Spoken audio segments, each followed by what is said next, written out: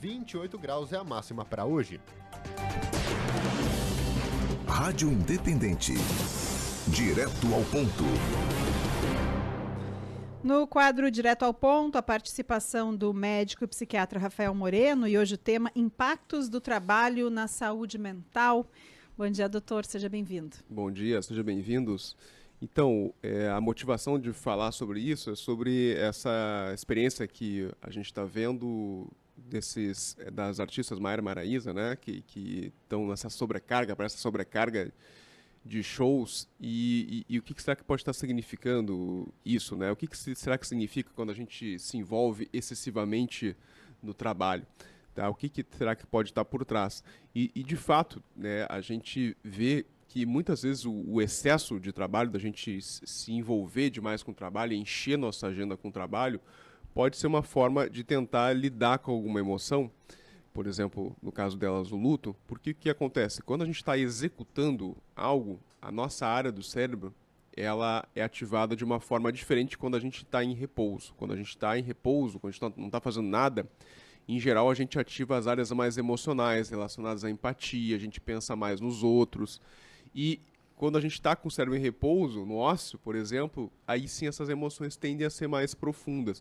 Então, é um mecanismo de defesa, sim, o excesso de trabalho, para a gente não sentir as emoções. Então, é muito comum pessoas que estão com problemas na família, problemas pessoais, tá com ficha no trabalho e, inclusive, às vezes justificam de que não, eu tenho que pagar minhas contas, eu tenho que não sei o quê, bababá, para justificar, e na realidade é para fugir de um problema emocional que está acontecendo em casa, que está acontecendo com a família, está acontecendo, sei lá, com um irmão, e seja, né?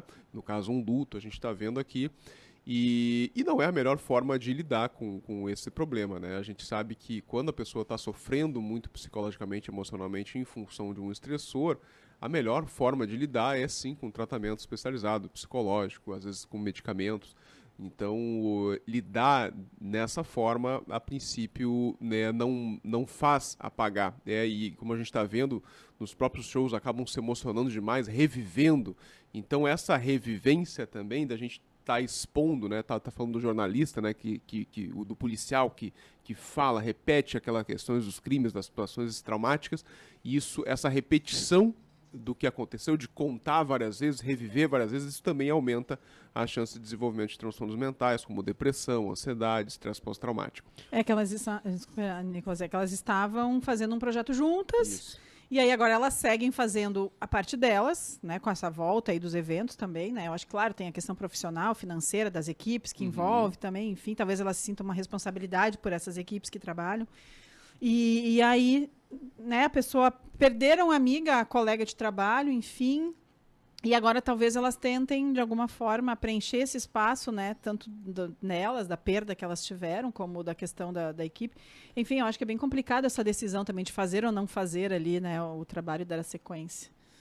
Do ponto de vista da cobertura jornalística, né, a gente tem uma data hoje simbólica também, são 5 anos do acidente da Chapecoense. Estamos em vista também de um começo de julgamento da Boate Kiss. E o que eu tenho acompanhado é que o sofrimento faz parte da vida e tem literatura muito vasta em relação a isso, filosófica, enfim. Mas todo excesso muitas vezes revela uma falta. E não só o excesso de trabalho, pode ser um excesso de consumo de bebida, o excesso de exercício físico, enfim. Como é que lidar com isso? A gente sabe que a fala muitas vezes é algo muito interessante, onde você consegue, a partir da conversa com o seu psicólogo ou com um amigo, poder ter o seu sofrimento aliviado. Com certeza. A gente tem que sempre buscar a raiz do problema, né? E a busca da raiz do problema, se a pessoa não consegue fazer sozinha, né? E essa busca em geral acontece no ócio. A gente não consegue buscar muitas vezes a raiz dos problemas quando a gente está fazendo alguma coisa, um dia super atarefado, um dia cheio de trabalho, a gente acaba buscando isso, e muitas vezes as pessoas, quando estão sentindo que estão encontrando a raiz do problema, como isso dói, aí sim vai buscar através do excesso da bebida, excesso de drogas, excesso de trabalho, excesso de exercício muitas vezes, já que durante o exercício também a ativação cerebral ela é diferente, a gente não consegue pensar, resolver problemas matemáticos quando está fazendo exercício, por exemplo, né?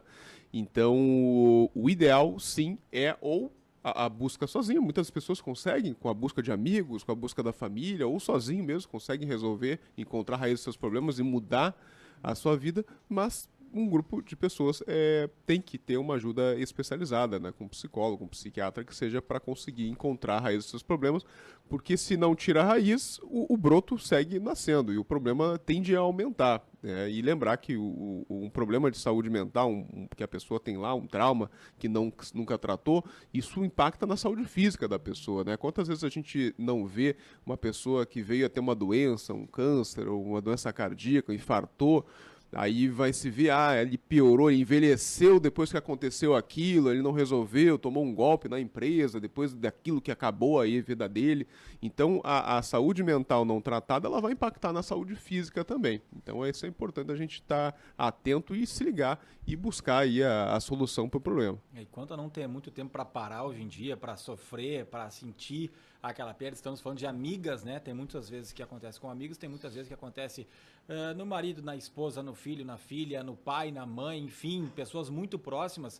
E tem um espaço, tem alguns dias que a legislação até permite, né, para a pessoa ficar em casa, enfim, ter um momento de luto, mas aí volta. E aí tem os dois lados, né, doutor Moreno? Porque para muitas pessoas pode ser cedo voltar e a pessoa fica sofrendo e fica lembrando, mas por outro lado, talvez o ficar em casa vai ficar remoendo aquilo e você ocupar a cabeça com outras coisas no dia a dia faz com que toque a vida, né? Para que você não sofra ainda mais.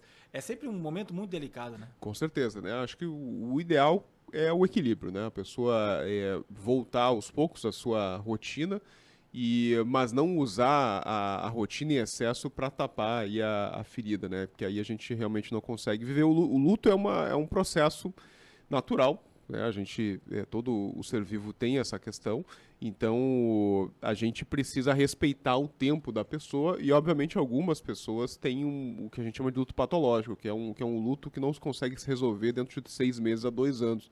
Isso depende de fatores psicológicos prévios da pessoa, tem pessoas que não lidam muito bem com perdas, tá? E também tem a ver com a circunstância da morte, né? Então, mortes traumáticas, em geral, tendem a dar, mortes precoces, né? Tendem a dar lutos mais complicados nas pessoas, né? Perder um filho, perder uma pessoa num acidente, então até o próprio Covid, né, que a gente viu pessoas morrendo do nada, assim, né, em questões de dias, falecendo, esses lutos sempre são mais complicados, sim, de lidar, tá? Então, por isso que a gente está vendo aí, a pandemia aumentou muito aí essa questão de procura e piora da saúde mental da população, e está sendo um desafio aí para os gestores aí, não estou vendo muito bem os gestores aí tentando resolver essas questões de saúde mental aí, né? Tá certo. Muito obrigada, Dr. Rafael Moreno, sempre às segundas-feiras aqui no Direto